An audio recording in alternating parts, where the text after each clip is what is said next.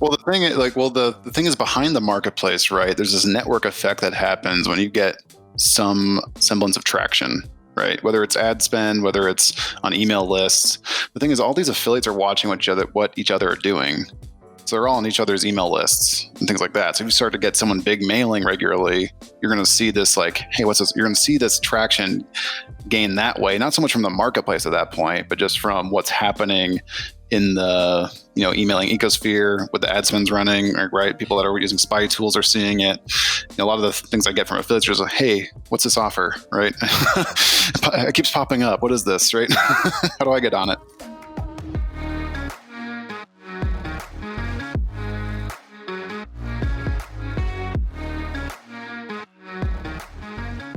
You're listening to the Rich Ad Poor Ad podcast, where we break down the financial principles that rich advertisers are deploying today to turn advertising into profit and get tons of traffic to their websites without killing their cash. These advertisers, agencies, affiliates, brands are responsible for managing over $1 billion a year in ad spend. You'll hear about what's working for them today, their rich ads, and we'll roast their epic failures and crappy ads on the internet with poor ads. Let's get into it. Welcome to another episode of the Rich Ad Poor Ad podcast. This is your host, Zach Johnson, founder and CEO of Funnel Dash. I'm with Mr. Dylan Carpenter today. Dylan, you ready to talk about some affiliate marketing? I got the pen and paper out, man. I'm ready to take some notes. Yeah, good, man. Well, today we have the Senior Business Development Manager who's been at ClickBank for over, maybe almost coming up on 5 years, it looks like. And ClickBank, I mean, you've been sleeping under a rock if you don't know what ClickBank is, but they've got over 6 million clients and are really the top performance marketing platform to sell digital products online. It's also affiliate marketplace, and I'm excited to get into it, man. I don't know that we've had anybody on the podcast yet that's going to dive this deep into the world of affiliate marketing. So let's get into it. Thomas McMahon, how you doing, man? Thanks for being on the show. Man. Yeah, thanks for having me. I'm stoked to be here. Yeah. Yes, sir. So tell everybody what you do at ClickBank and how you make it rain over there. Yeah, I mean, long short is that I help new sellers, right? People with products to sell online or affiliates kind of get spun up and onboarded and scaling onto ClickBank. So, right, if you're a seller coming on, I kind of help guide you through the onboarding product setup phase, help you get introduced to affiliates, kind of smooth over any friction points that might come from that. And then from the affiliate side, right, kind of help good offers get into your channel, kind of get promoting, and then tee up, channel partnerships when they make sense and things like that too, which are The always fun. sexiest thing about what you just said was introduce me to affiliates. That's what everybody wants. Yeah. We were at a affiliate summit. I spoke at affiliate summit earlier this year, and that's like that's what like Awin was like promising. Everybody promises that. Oh yeah, okay, you started. We'll make a couple of introductions. You know, they were trying to get.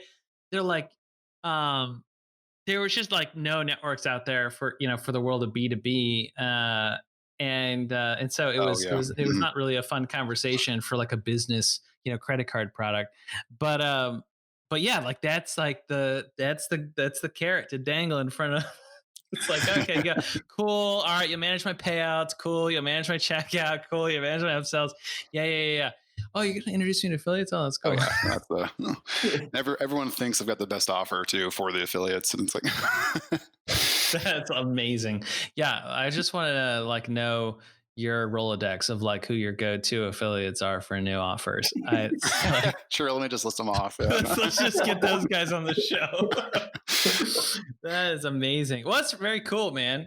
And you've been doing it a while, right? Like, what were you doing before ClickBank? Yeah, so before ClickBank, I was working in SEO, so specifically like link building and SEO at a agency out here.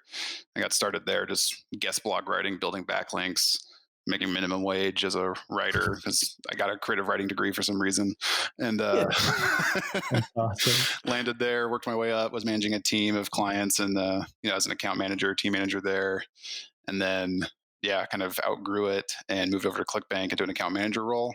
So I was kind of just managing platinum affiliates, right? We're kind of the top affiliates on the platform, and then vendors or sellers in the BizOp MMO space, make money online.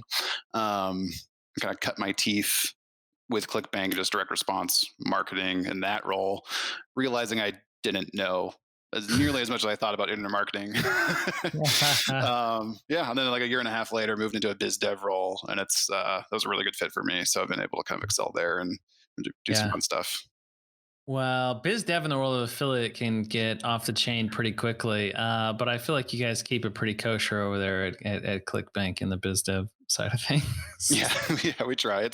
I mean, direct response in general, right? It always toes that line of aggressive claims and marketing and things like that, and it's a balance, right? To help people land on converting, but still compliant copy and kind of keep things in check. But yeah, we don't use the word compliant over here. We just say hi converting. I love it, man. So quotes, yeah, Dylan, let's get into it, man. Let's dive into our rich ad, poor ad segment. Yeah. So Thomas, we'd love to kind of dive into, what you see is working good. So, I mean, what's your rich ad? My rich ad? Gosh, well, right now in our space, supplements, kind of weight loss, remedy supplements have been selling really well, right? It's hard to tell if that's just good timing or if it's COVID driving a lot of it, right?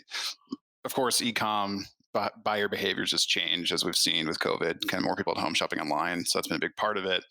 But what we're seeing, right, is that a supplement funnel can just draw more dollars in than, say, digital can, right? So you see much higher margins, much higher payouts.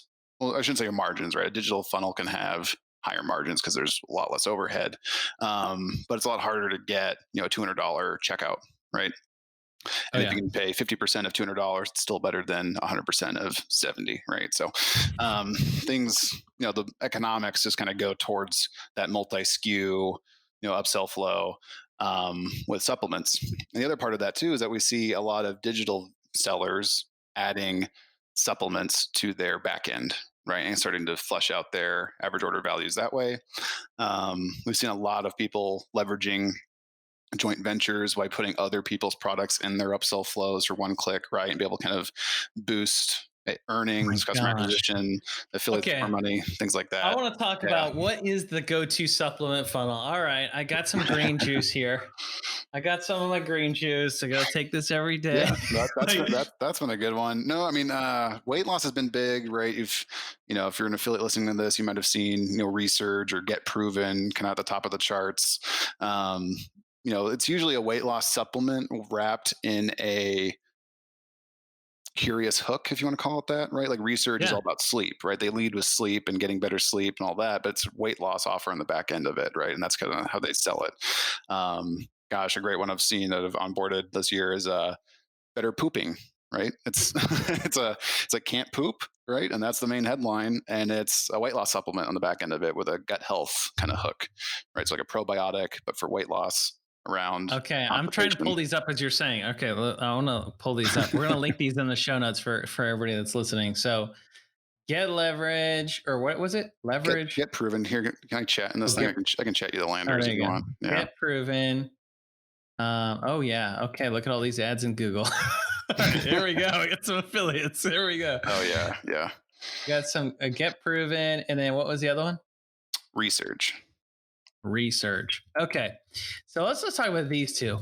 Okay. Let's just assume I am a seller and I have a weight loss offer. Okay. That is my core offer. But I can't get approved on Facebook to run a weight loss offer, even if I say the word metabolism. And even if I say, if I take this one drink every night at 9 p.m. before I go to sleep, and I can't get that ad approved and my ads are getting shut down, what would you do as an affiliate? Like, what front end offer would you put in front of that to be able to drive, coming back to your word, compliant traffic, both at the ad level and at the offer level? Because you get to see, you have this God's eye view, man, of like millions of sellers. You get to see supplements, and there's weight losses like on the back end of like everything here. But it's all about how you're getting creative on the front end. Totally. No, so the biggest affiliates I see scaling on Facebook are doing pretty simple things, honestly, with just kind of pretty basic, landers of either blog type articles or quiz landers. Quiz is super common. I'm sure you guys have heard that, right? With like a kind of basic quiz to funnel someone through, and it's going towards that. I'm sure Facebook's getting a little hip to it too, if they see the same thing around all the time. But what how I've seen affiliates adapt to that, or media buyers adapt to that, is just better quality looking quizzes and landers, right? It looks more like a fleshed out website.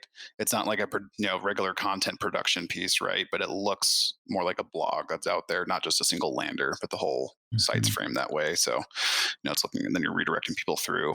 The other part, right, is that these really aggressive landers that you might see, that's probably designed for email or non-Facebook traffic, right? And a lot of these sellers, like the ones you're sharing with us right now. Yeah, This is crazy. yeah, and like the right, those are, I'm sure they're getting a lot of Facebook traffic, don't get me wrong, and they're just kind of getting ad account arbitrage shutdowns on them, right? But a lot of these sellers produce more compliant pages for affiliates to run to that are maybe not as converting, but they're safer, right? And they can still back out well. And that's kind of been the shift, right? Of people going from hardcore direct response, like these landers have sent you, which are like the default landers, to bridging more of like an e-com direct response page that has some. Okay, drop us some links. We're gonna show like an A/B comparison here for like email traffic landers for affiliates. You're gonna get a lot of business from this, Thomas. This is gonna be a great podcast. Versus versus like this email traffic, right? Because like all of our whole audience is media buyers, Facebook advertisers, Google advertisers. They would run away if they saw these landing pages where it says click to place. Yeah, these are unreal. Like I feel like I saw that video from Get Proven like in the past week or so, and I'm like, man, is this an actual thing? No, it gets. And I'll be honest, right? A lot of these aggressive landers are getting Facebook traffic, right? I don't know exactly how those media buyers do it, but they have some sort of competitive advantage. They can run at scale. I don't know if they're just churning through ad accounts. Like nobody's business, or if Or if let me just tell you that is exactly what is happening. It's exactly what they're doing. Yeah, you're giving them all credit cards, right? Yeah, it's right. So those are still getting scale on Facebook. It's just that shutdown issue, but the here's a. I know that can't poop one that has some decent traffic. And that one is the prebiotic. Oh, there you go. Yeah. So you're saying the poop angle is ultimately a weight loss angle behind it? Yep. No. Wow, that's crazy. Yeah, I mean, there's some other ones, right? But a lot of them come back to weight loss. That's when that weight loss was huge, like 5-6 years ago, and it didn't go away. It was always big, but it's really come back a lot this year again. And again, I don't know if that's COVID, just people feeling lethargic and conscious about it, not wanting to get too fat at home or anything like that. But right. So if I'm an affiliate, right, and I promote like weight loss offers, and I just got all my accounts shut down, and I need to think about switching. And I go and I'm listening to this podcast, Thomas, and you're like, hey man, if you're an affiliate, what offer should I be promoting right now? For like a more compliant one, or just like Of course. Yeah, like one that's not gonna get ad account shut down. No, so honestly, like this poop offer, right? I mean, it sounds funny, but that one is solid. It does really well. There's quite solid. As I was a creative writing major, I got to fit it in. There's some other like less aggressive, like, I mean, Emily Lark's Back to Life offers really good. She's got some compliant Facebook landers that she's kind of really honed in. It's her face on it.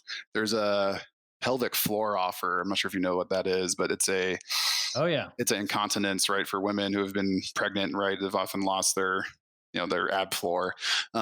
So that's been backing out really well for people. That's a pure digital offer, but really aggressive commissions on it. It's her face, right? It's kind of a lot more compliant than some of these bigger weight loss ones, and it's in a less how should you say it? Like the niche isn't as monitored as weight loss, right? Yeah. And some of those bands. Oh yeah, there you go, man. It's like, hey, you want the short list of what to promote? Thomas is your guy. That's why. That's Yeah. what. What's like really the biggest fit, right? Like if I can really help an affiliate, like or a media buyer, if they're like, here's offers I've run in the past, here's what I've done really well with. I go, oh, okay, here's similar ones you should start with that are backing out well. Or if someone tells me, hey, I need at least this commission on it, I need this, CPA or rev share on it. It's like, okay, well, here's what matches up with that. Right, these kind of things, and here's where to start. And here's right because if you go to the marketplace, you'll find some good things in there, but it'd be kind of hard to sort through and know what's backing out where. But we can Totally. see, I can see the media buying accounts that I know are running and go, okay, these are pushing these types of offers, and you've done well with X. You should try Y. How many do these Oh, yeah. guys? How much do these guys spend on tests typically if they're testing a new offer? So it's funny. It's like the newer hungry guys of the game, like right, the 21-year-olds who are just going to crush it and send it, right?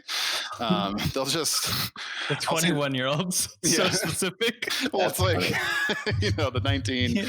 right? Like fresh out of high school, they just seem to they'll start really slow and then just drop the hammer, right? And just kind of like blow it up. And then they'll find something that just barely matches, use the same creatives and just see if it backs out and just find the next best thing and do the same thing. The more established agencies or like the people that are a little more long in the tooth at the game, they seem much more comfortable running with like tighter margins, right? You'll see the younger guys, they need like 50% ROI or 100% ROI in their ad spend, and then they'll blow it up. You see the longer in the tooth guys, right? They're like, they know they can scale with 10% or 5%, right? They just needed to have the payment terms locked in, which is why they like ClickBank, because they know ClickBank will pay them versus, another random person they've met. But once they know it's dialed in, they can scale it with 5 or 10% margin and kind of hit, 5-figure ad spend a day kind of thing without an issue. And this is a margin game. So it's like they will test much more steadily, right? And kind of like they'll start, in the low hundreds and kind of drive a couple hundred clicks and then keep going and then kind of creep it up until you just see this nice plateau. And then it seems like the churn and burn guys will just, they'll like, oh yeah, this is working. Boom, right? It's like, Man, that's interesting. That is amazing. This episode is brought to you by Funnel Dash's Ad Card, the only charge card exclusively for your digital ad spend in partnership with MasterCard. And if you are an aggressive affiliate dealing with dozens of ad accounts, or you are in gray hat or black hat verticals such as dropshipping, CBD, or other verticals where you're dealing with ad accounts getting shut down, business managers getting shut down, or even deplatformed from platforms like Facebook and Google, then you absolutely need to check out Funnel Dash's Ad Card. We give you unlimited free virtual debit and credit cards, so you can have a dedicated card for every single ad account campaign. And you can attach any name and address in the US, so you have complete anonymity on the card and at the card level. Plus, one of my favorite features is that you don't have to pre-fund or even top off like most typical virtual card solutions today. So if this is you and you're operating these verticals, whether you're an agency or an advertiser, then check out AdCard at funneldash.com. All right, so let's talk about some poor ads, man. What not to do? Churn and burn. I would say, if you have a good system for churn and burn, it works for some people. Like I wouldn't build my business that way, but I've seen, we've got people running 8-figure businesses that way. So I can't knock it. If you're 21 and years old and you got 50% margins, it's like, and you live in Thailand on the weekend. Yeah, probably. I think we're talking about the same people. Yeah. No, so I think the what not to do, gosh, it seems really rooted right now in the really let me back up. The affiliates and the media buyers I see that are struggling for success, right, and kind of like hitting some blockers is they're hitting the really hot offers and thinking that's going to convert for them, right, when really those are probably the most saturated offers in the market, right, and they're proven, so there's no harm thinking that. But if you're going up against all these great media buyers that are already scaled on it, you're just going to be picking up pieces behind them kind of thing. And it's going to be harder to kind of get some traction. So that's where it's like, I kind of push people, if you know the ClickBank marketplace at all, it's built on like a stack ranking of performance based on how many affiliates are promoting it, right? So if you don't have a unique traffic source, like if you're leveraging Facebook or something where it might be saturate a bit with this bigger spends on it, go to like, page 5 of the marketplace, right? Page 5 to 10.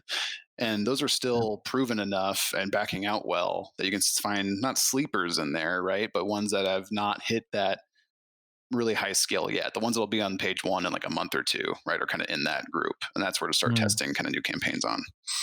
There you Now, go, you were man. mentioning kind of offers expiring, and maybe they do, maybe they don't. I really don't know. But I mean, if somebody is hitting something hot, how long does it typically last? Or I'm kind of curious on how that kind of works, or if it just disappears one day, or Yeah, so the expiring thing is an interesting question, right? Because people, oh yeah, the offer's tired, it's expiring. And it's really not the offer being tired or expiring. It's getting, like we just kind of mentioned, saturated in the market, or the audience is getting tired of it. So it's if the seller or the vendor is refreshing the offer, right, and coming up with unique angles on it, unique hooks on it, and allowing other types of customers to get access to it or convert on it, that's when you see offer sustained for a while, right? So like we'll use Emily Lark, for example. That one looked like it was going to be one that was going to fatigue after a year, right? She went from $0 seller to an 8-figure seller in the course of like a year and a half. It seemed like okay, yeah, it's going to kind of rise and sunset. But she's done a great job pivoting at building different landers, kind of targeting different types of audiences for it, acquiring different affiliates for it and different traffic sources. And it's maintained that for 3 or 4 years now, right? So in my opinion, it's like the offer doesn't really expire. The traffic sources get tired of something. So you either need more traffic sources or different types of it, or refreshed landers and refreshed angles on an offer. Yeah. That's interesting. I love it. You didn't think you were going to be talking about the affiliate side when you came on this podcast, did you? You thought we were going to come in here and talk about why people should actually put their offers on ClickBank. Here we are just talking about affiliates, and we'll just insert advertisement for unlimited virtual cards. If you're listening this year. Oh my gosh, man. So let's talk about really bridging the gap here in the world of advertising and finance. And I think you can really speak to payouts here, both for the affiliate and negotiating those terms, but also in terms of the offer owner. So what are some principles and tips and tactics that you would recommend for somebody to have success on ClickBank? Yeah. So I think the misconception to start there is that affiliates are cheap, that they're free traffic, yada, yada, yada, right? They are in the sense that you don't pay for the traffic until a sale happens, right? So it's performance based in that regard. But compared to, like, say, 10 years ago, commissions have come up drastically, right? It's almost like a Cold War kind of scenario of arms racing to pay the most you can to gain affiliate attention, right? Because it's two sides of that coin of conversion and commission.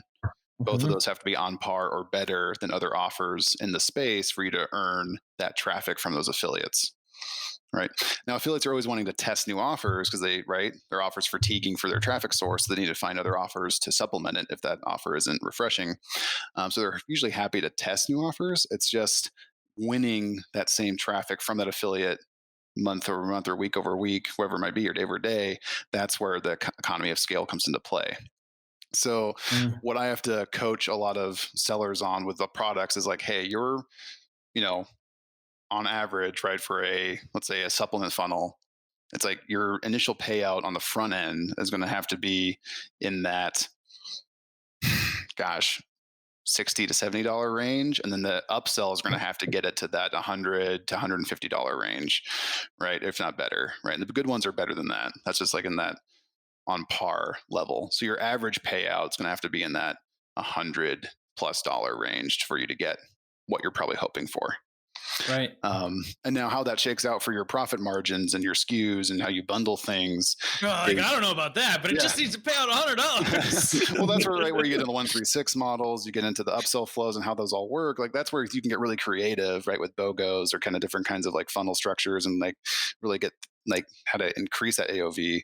What we see, right, a 30% uptake on an upsell is good, right? Typically the upsell has to get you 50 to 100% of that cart. So if you're not getting that, right, those are some levers to pull. That's a good rule. Yeah. I kind of just start at top of funnel though, right? If you're not getting at least 1.5% conversion rate on your lander at scale, right? Whatever that means. There's probably plenty of meat on the bone to peel back there and kind of improve conversions on the get-go. And then look at AOV and like look where you are leaving money on the table. You think the front end AOV before you even put in like any upsell, it should be what? Oh, just so the very first one. Yeah. Yeah, that's typically got to be in that $60 range, right? If not more. Yeah. Right. And that's usually looking at like a 136 if we're talking supplements still. If we're talking digital, that's lower, right? That's in like that 25. You say 136. I'm not. Oh, sorry. 1 bottle, 3 bottle, 6 bottle. And that's what that one has, right? Yeah. That's what I was looking at. I mean, a lot of the people follow that. There's some different takes on it now and stuff, but typically you give the customers, the 1 bottle option. It's most expensive, 3 bottle, 6 bottle that have discounts on the bottle. The 136. And you push people to a 3 bottle. Yeah. In most cases, right. You see people mess with that and then they have the 1-6-12 or all kinds of crazy things that are just trying to, yeah. Okay, so you need to be at 1.5 conversion, $60 average order value on the very first offer, and then the upsell needs to get you upwards to $90 to $120 on one upsell.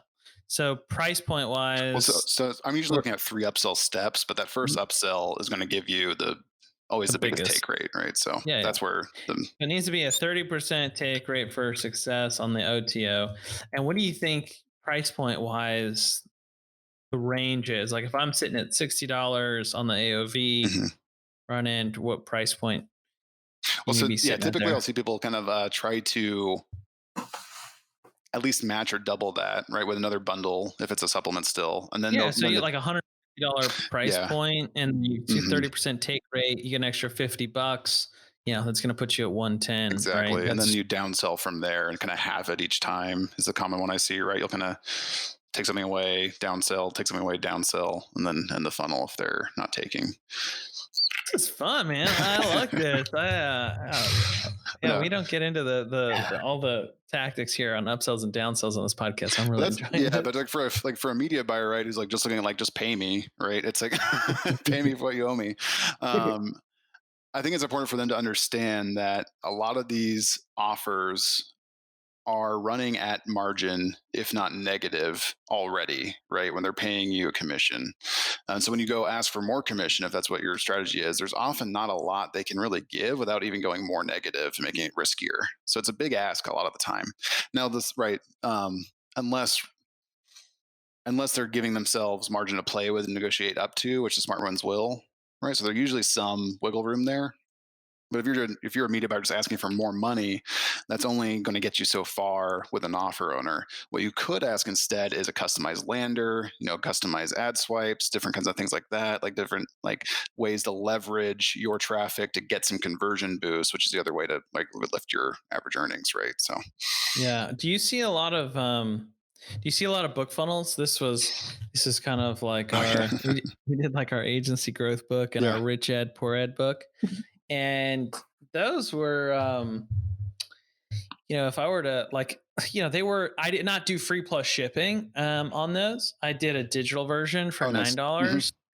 And, those converted at like 2 to 3% on the front end. And then we did a physical bundle, an audiobook bundle for $49, an OTO 1. And then we did a $300 like a masterclass course as OTO number 2 that had like a 15% take rate, 20% take rate, something like that. And then we had an order bump that was like the cheat sheet. Gotcha. That had like a 40% take rate. It was like a $37 like order bump. And but like that's the problem with book funnels is you're starting at like $9. You're starting at $20. And so to make that work, that was Russell Brunson's like innovative, like, order bump, right? Like the order bump, like a credit to ClickFunnels is because like, well, that's what you get stuck with and you live and die by if you're doing on anything that's where your core offer isn't $60. That's like, right. I mentioned like some of these digital offers do have lower, right, payouts kind of thing, but with a scaled offer like that, there's plenty of affiliates looking for additional offers to mail to or to send traffic to or arbitrage. So they're still winning plenty of traffic, at scale kind of thing. We're like in the examples using before, these are like the top offers scaling. So they're in a different kind of league of their own a bit. I was going to ask too, though, like with that offer, did you offer on that front end, did you test the digital at X dollar and then the full bundle on the same, like, right, to kind of anchor No, that? I didn't. I wanted to, because that was right when Facebook was starting to, or this was actually before Facebook was offering like the video ads with the Oh, yes, yeah. Yeah. because we were gonna do like, do you want the physical version? Yes. Do you want the digital version? No. But that was kind of the next iteration. But the margins are so crap on the physical versions, we kind of just didn't want Oh, I people see. to do it, right? Yeah. With the cost of the book and the shipping and all that jazz. Okay, so here's a question I have for you. How much ad spend do you think goes through? Oh, God. Like, so you know what the revenue is, right? Like, how much how much revenue does ClickBank produce for all their sellers annually? It's got to be a couple $1 billion, yeah, like a year for. Yeah, no, it's in like Or like, I can't get too specific for privacy reasons, but it's. Oh, really? You can't narrow it down to the cent for Yeah. us. here's the P&L. Yeah. don't send this to the CEO. No, so it's Well, let's talk about advertising then, right? Like, let's talk about like how much advertising do you think like all these affiliates spend per year? gosh, I honestly have no idea. I'd be taking a huge guess at that. It's got to be like pretty close to like the revenue number, though, right? Like, well, it's got to be more, right? I mean, it's because, well, not more, but I mean, you're getting a multiplier of that, or at least break even. But it's, I mean, the sad state, right, is that you have a lot of beginner affiliates in the platform probably losing money, right? Who knows how much that offsets the positive ROI? Dude, if I were to guess, I think it's probably like 2 to 5 billion, like in ad spend a year. No, it's pretty crazy. I was thinking of it another way. I was like, how many clicks are hitting our, right? Because I see it on an offer basis. Like, how many clicks are hitting these landing pages on any given day? Like, and it's just like, it's so many eyeballs out there. It's just yeah. And I mean, just think about that's, I would say, even if you expand that out, right? Like, I would say 2 to 5 billion in ad spend, like in the ClickBank ecosystem on ClickBank offers. But if you were to kind of say, hey, of all the affiliates in your guys' world and all the customers, like they're spending a ton of money on other offers, right? That their own. I think you're going to bump that number up past 5 billion at that point, right? Yeah, like, and you start to look at the cross selling that happens, and it's like, different things that, because the highest use case on ClickBank is customer acquisition. Yeah. Right. That's what people are leveraging ClickBank for, is access to customer acquisition. Right. And then what they do with that customer after, right? If it's upsells off of ClickBank or cross sells to other channels, it's just like, that's where they're making the real money. And that's where a lot of the profit comes from. Mm-hmm. Well, one of the things that we see in this space right now is a lot of agencies, it's getting very competitive, and they're starting to become more performance driven, right? And they're not fully blown affiliates because they don't have the cash. And so there's a lot of innovation happening around the contracts between agencies and offer owners, to where there's like loss pools now, where the offer owner will put in like $5,000 of a loss pool, so that the agency's willing to put it all on performance, but they're not going to be the first like $5,000. Oh, so it's almost like a make right kind of thing in a way. Yeah. Right? Okay. Exactly. That makes sense. Yeah. Mm-hmm. You call it a make right. I call it a loss pool. Yeah. I forgot about, we had Mr. James on talking about that stuff. I was like, what? Yeah. We have other people, talking about how they're going to, guarantee certain performance. Yep. So I think that's getting really common. Yeah. The agency world and the affiliate world are kind of like getting more and more closer together. 100%. And I think it's creating a new ecosystem, right? Where it's not affiliate and it's not agency, it's like partnerships. Well, right? Well, I've seen agencies for a few years now operating on a just affiliate basis just for cash flow. Yeah. Right. They'll have their agency retainers, they'll have their percent of ad spend they're running. That's their right on the books, kind of like client work. And then they'll run straight affiliate offers just for cash flow. Right. And they just want to arbitrage that. And it's just like, if you're an offer owner, listening to this, and you think about like, I want I want to get started on ClickBank, but I don't know how to recruit affiliates. Like, if you're paying agency retainers $5,000 or $10,000 a month right now, like what I would do is I would set aside, I would negotiate with your current agency, save yourself like $5,000 a month in base retainer fees or something. I would go put your offer up on ClickBank, and I would just give out like 10 or 20 affiliates and say, hey, look, I want you to run this. I'm going to give you $500 in like a test budget. And you sign up for AdCard, you spin up a virtual card, you set a limit on it for $500, and then you give that card number to that affiliate, right? And now they're going to load that up into their account. They can run it. Like, this is, in my opinion, like the best way to recruit affiliates. I think it's difficult to do in ClickBank because you guys are so big at this point. It's so difficult to really find a way to get in front of these affiliates and do this affiliate recruiting and networking. Because like new offers, it's like you live and die by that ranking system you guys created. The thing is behind the marketplace, right? There's this network effect that happens when you get some semblance of traction, right? Whether it's ad spend, whether it's on email lists. The thing is, all these affiliates are watching what each other are doing.